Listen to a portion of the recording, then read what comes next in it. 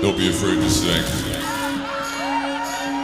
Across the bar, her bedroom wall, progress she reformed. An image burning in her mind, ran between her thighs.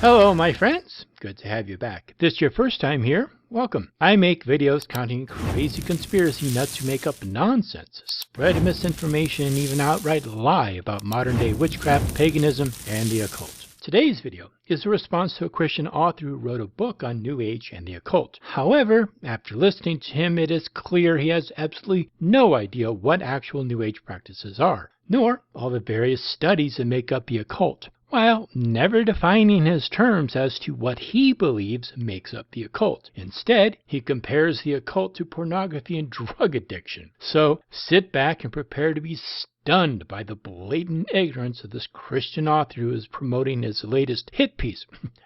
His latest book. Today we are facing an unprecedented use of New Age practices, beliefs, and attempts to engage with demons. Oh my God, the cult of the crystal hippie is summoning demons? Why has there been such a widespread acceptance of this among our youth?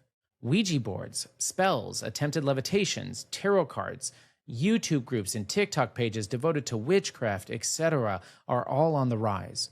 Oh no, people are exploring other things besides the Bible? Those wicked idolaters. Over 70% of Americans say they hold New Age beliefs. And in preparation for this episode, I searched metaphysical supply stores near me and found not one, not 5, but 22 stores within a 20-minute drive of my house. Preparation for this video? How quaint.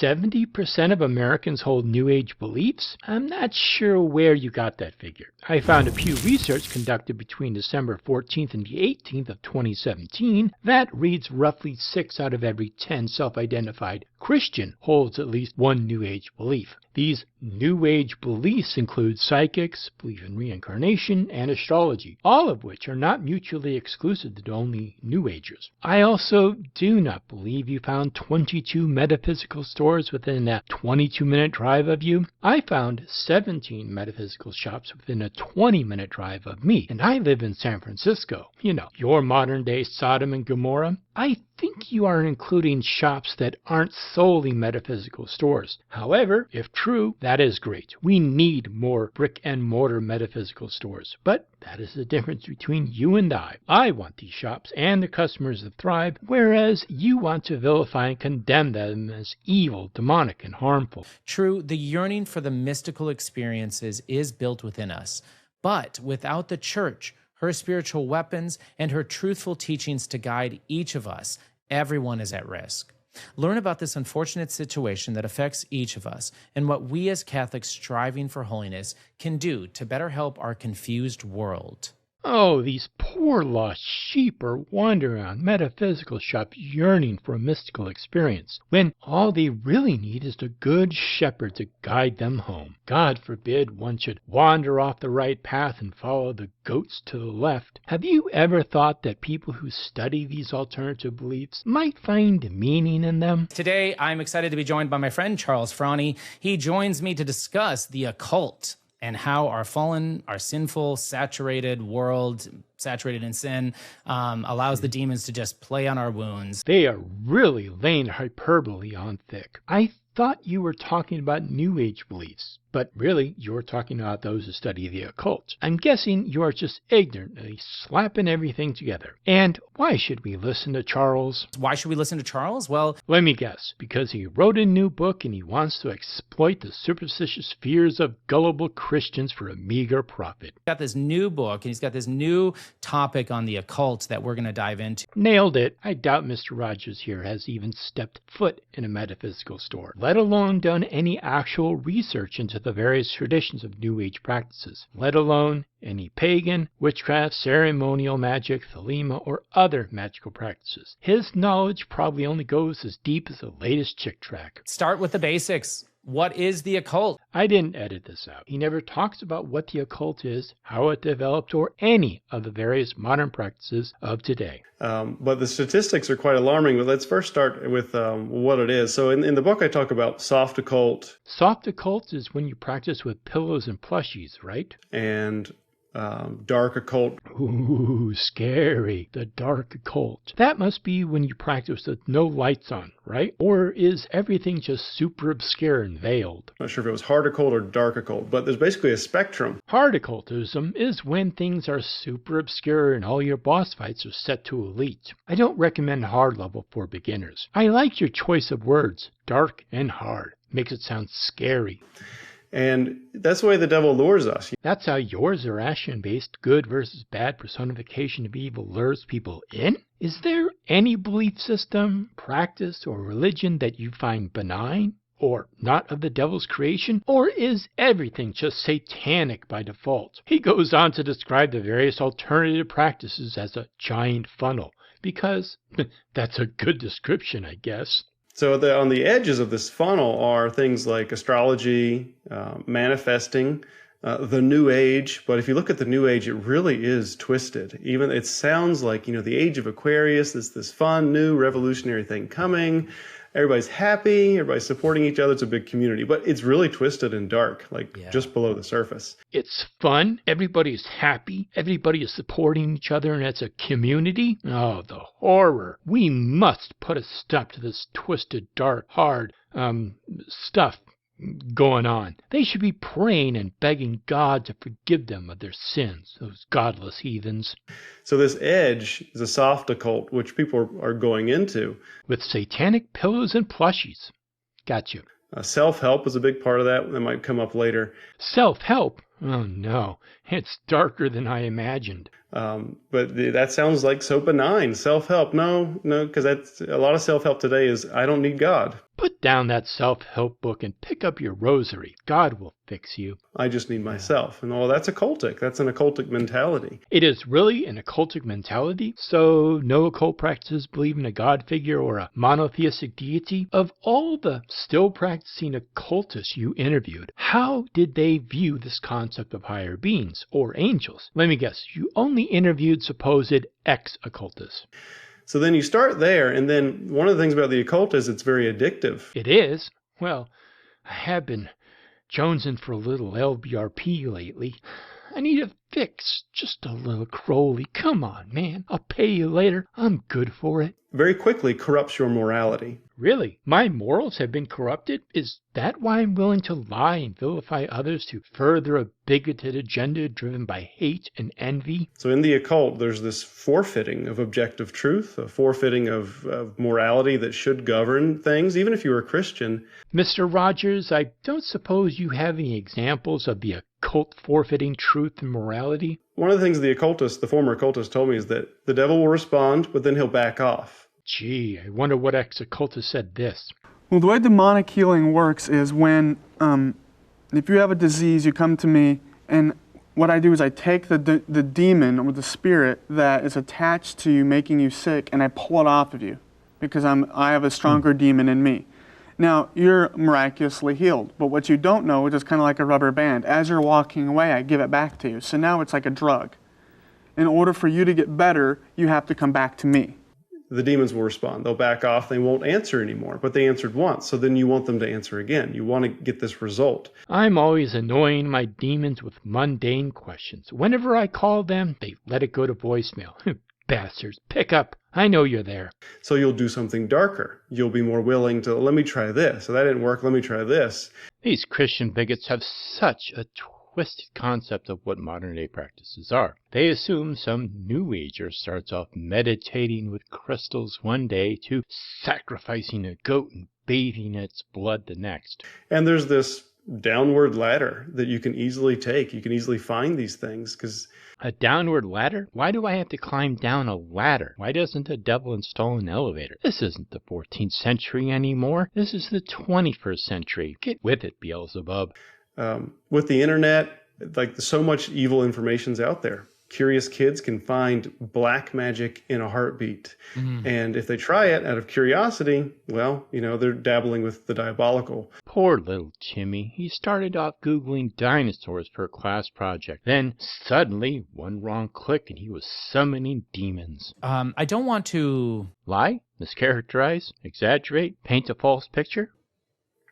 Set the tone that, like, every single person is doing that. It is very dangerous with just things like following your horoscopes, practicing yoga, astrology. Reading your horoscope and astrology are the same thing. Yoga, downward dog, more like descent into hell. Am I right? So I want to just take a moment and talk briefly about those small entryways that we allow demons into our lives. Such a delicate ecosystem of spiritual balance. Innocent Christians are just one horoscope away from damnation, one yoga pose from losing their eternal soul. Yeah, the subtle entryways into a cult. Yeah. So it's both cultural and intellectual. Cultural and intellectual? Maybe we should put the 10 Commandments in our state buildings and put Christian prayer into the classroom. Surely this would help, right?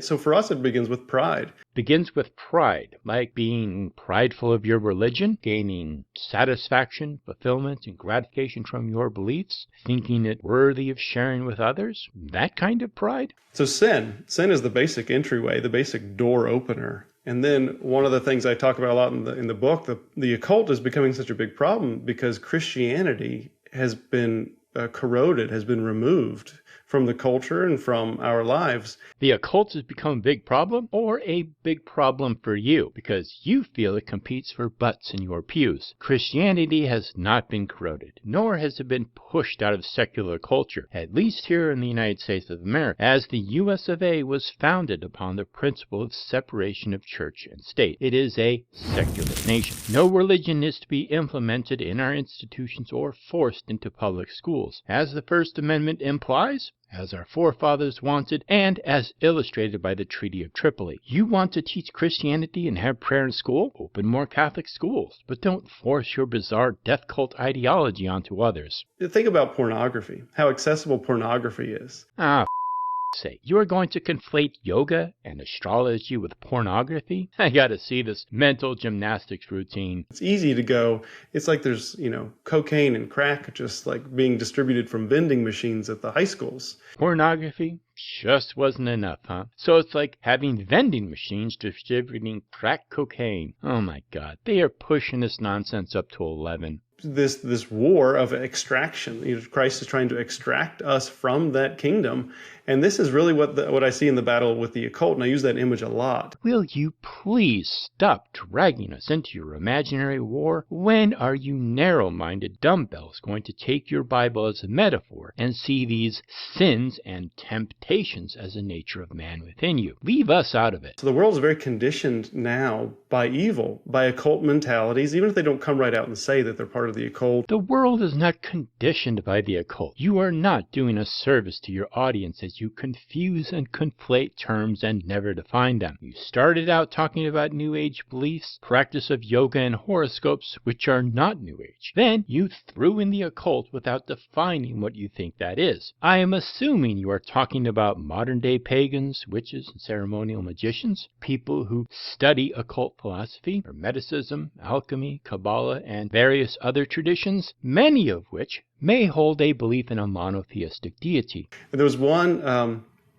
murderer who was a Satanist from, the 80s? Only one Satanist from the 80s as opposed to the hundreds upon hundreds of murderers who are Christian? Oh man, those Protestants sure are a violent group.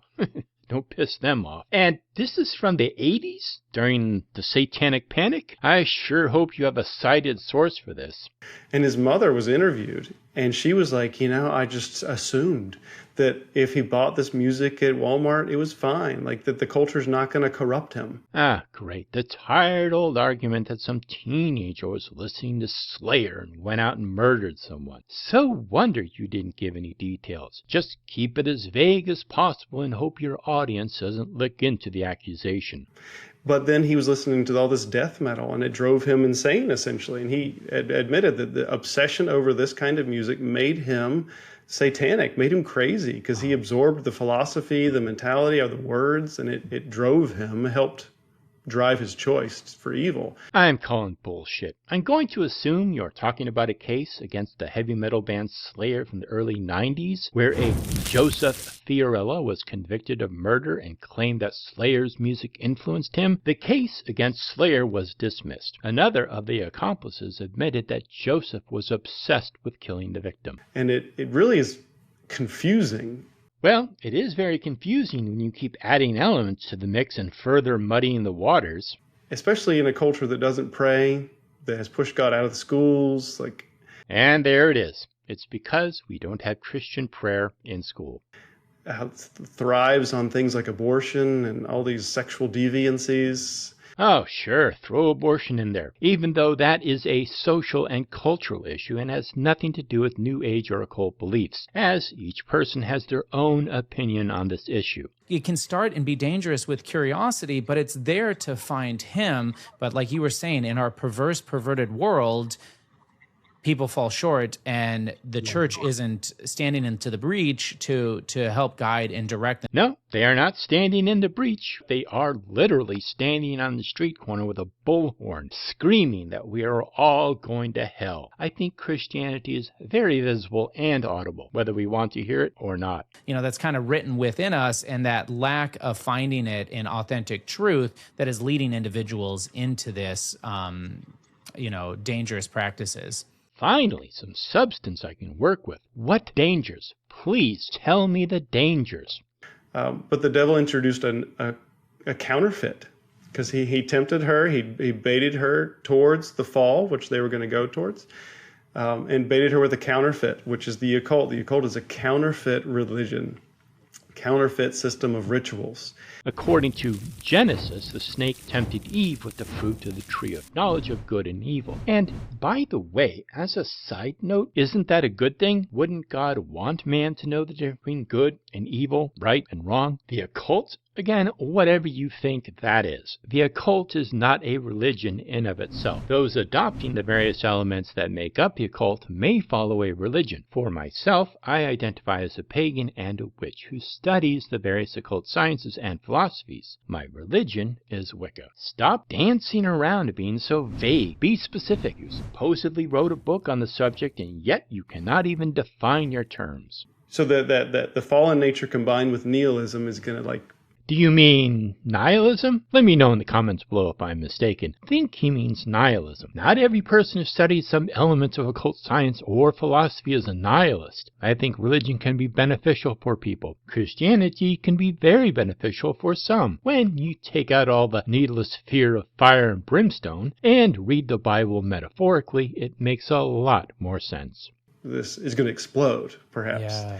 What a weird reaction. Did he just moan yeah to the concept of an explosion? Perhaps. Yeah. I haven't really thought it out completely, but We can tell you haven't thought it out completely. Well, it's not like you wrote a book on it. it makes sense because that's what we're seeing. We're seeing the occult as the next step after nihilism. The various elements of the occult are not a gateway drug to nihilism. I think it would be the complete opposite. Exploring philosophies such as Hermeticism and Kabbalah can fuel curiosity for finding meaning in the world and pondering other realms of existence beyond just the material, searching for a more meaningful understanding of our universe and the hidden mechanisms within it. With this huge rise in rejection of Christianity. I don't reject Christianity itself. I reject man's interpretation of the Bible and how seemingly well-meaning people pick and choose what to take literally and what to take metaphorically. It is not a belief system I find compelling, but to those who pursue it, more power to you.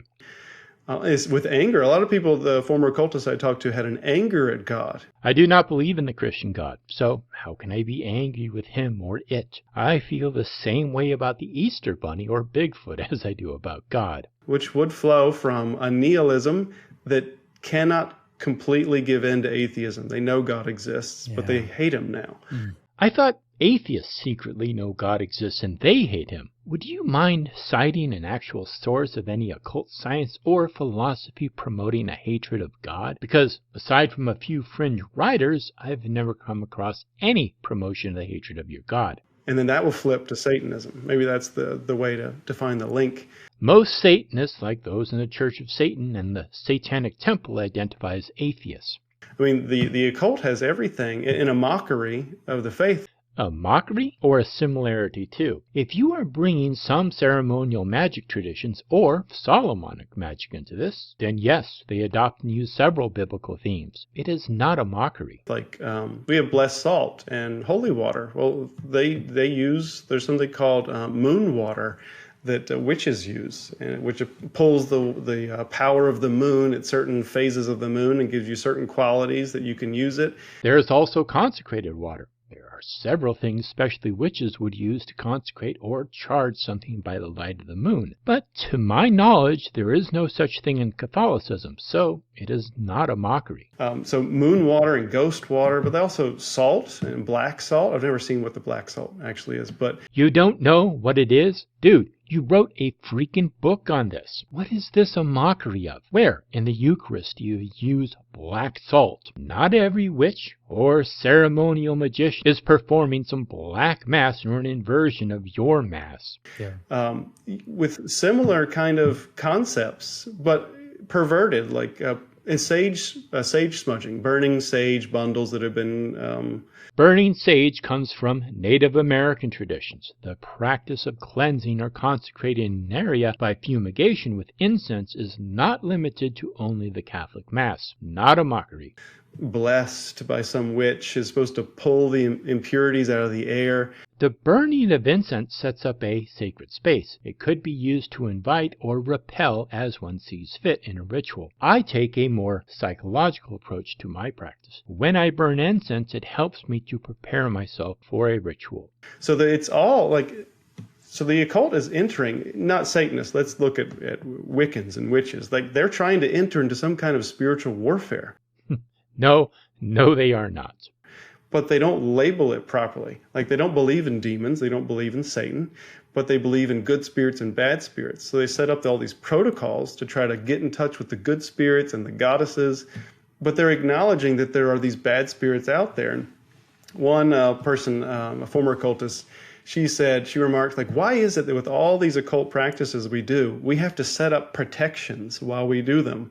We have to have this sacred circle to protect us from spirits we don't want to come in. First off, every witch will have their reasons for setting up or casting a circle. There is no singular, universal way that everyone does it. For argument's sake, I will quote a circle casting from a publicly available and very common book written by two Alexandrian Wicca authors, Janet and the late Stuart Farrar. The circle casting they give goes like this. I conjure thee, O circle of power, that thou beest a meeting place of love, joy, and truth, a shield against all wickedness and evil, a boundary between the world of men and the realms of the mighty ones, a rampart and protection that shall preserve and contain the power that we shall raise within thee. Wherefore do I bless thee and consecrate thee in the names of, and then they go on to list their deities. The circle is made to be a meeting place, a boundary between realms, and is made to preserve and contain. So it serves many purposes, not just being a shield against all wickedness and evil. Because they come from this occultic world, which was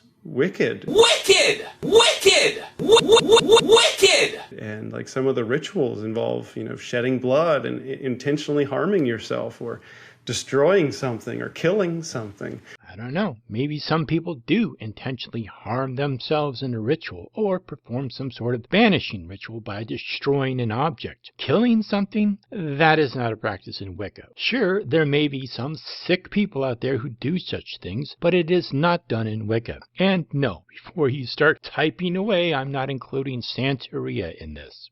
It's not simply a counterfeit, it's a diabolical inversion, flipping good to evil and flipping evil to good, and it messes with your mind and all kinds of things. None of these things are an inversion or flipping good for evil. You wrote a freaking book on this. You are supposedly an expert, and you can't explain how and why any occult practice is a mockery or an inversion of the Catholic Mass? And of course, one of the inversions is that they want to control it. Control what?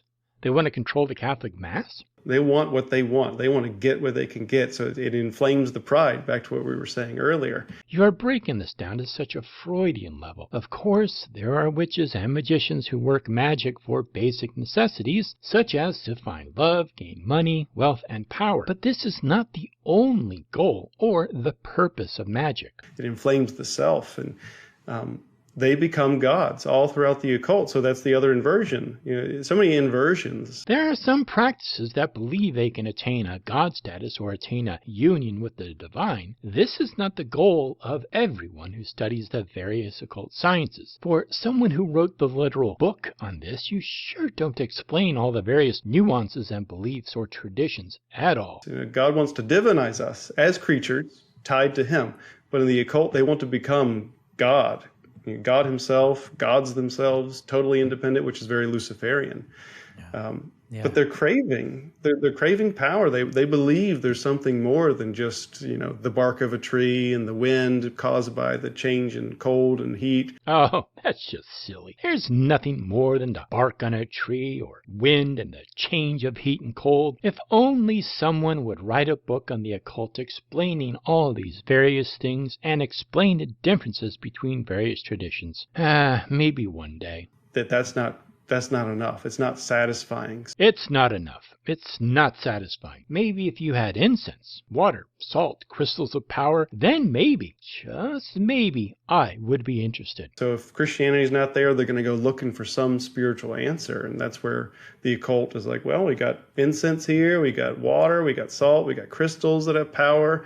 Oh, really? Well, maybe I want to go darker, to feed my inner Luciferian desire to contact spirits and become a god. They go on to complain that some priests have included Native American and other minority beliefs into their sermons. If you want to go really dark, we have all kinds of deeper rituals that will get you in touch with spirits. And of course, it all backfires. And then since then, you've had more. You've had cardinals, you've had like Mother Earth, indigenous leaders come up and stand before a whole bunch of cardinals and lead them in this invocation of Mother Earth, and they put their hands over their heart.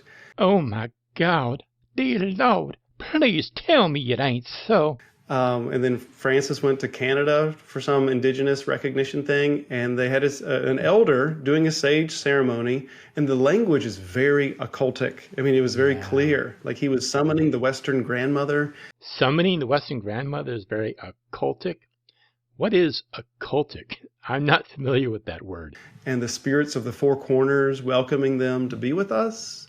Like that's another religion. You are correct. It is another religion. Let me see if I can explain this to you in simple terms. Some faiths are open and accepting of other faiths and beliefs. Can you say accepting? Try it with me. Accepting. Good. These other religions and faiths are not a threat to other beliefs and faiths that do not share the exact same things. Can you say other religions? Good. Now, some of these other religions and other faiths may focus on the similarities rather than the differences. Wow, those are two big words. Let's try saying them together. Similarities and differences. Good job. Similarities are things that may have things in common, whereas differences are things that may not have things in common. Some people believe we should focus on things we have in common, thus uniting us, rather than focus on things we do not have in common that divide us. Similarities unite us, and differences divide us. Got it? A Christian prayer that was supposed to make it okay, like adopting this sort of pagan ritual and then bringing it into, we're like somehow unifying really pagan idolatry and demonic worship into the richness of the Catholic faith. Good thing Catholicism has never integrated other pre-Christian practices before. Curses Halloween and Easter. Excuse me.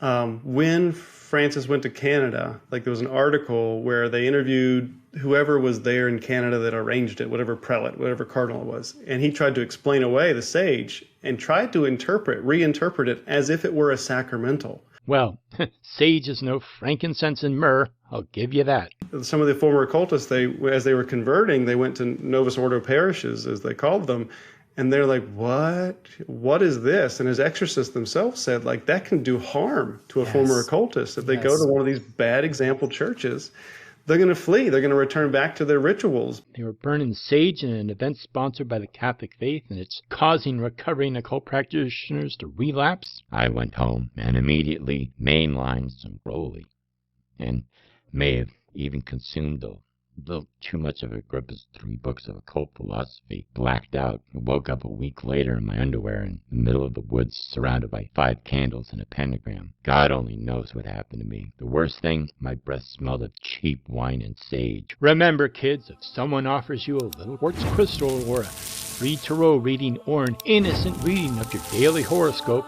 just say no. New Age, not even once. Until next time, my friends, I will see you in hell, you heathens.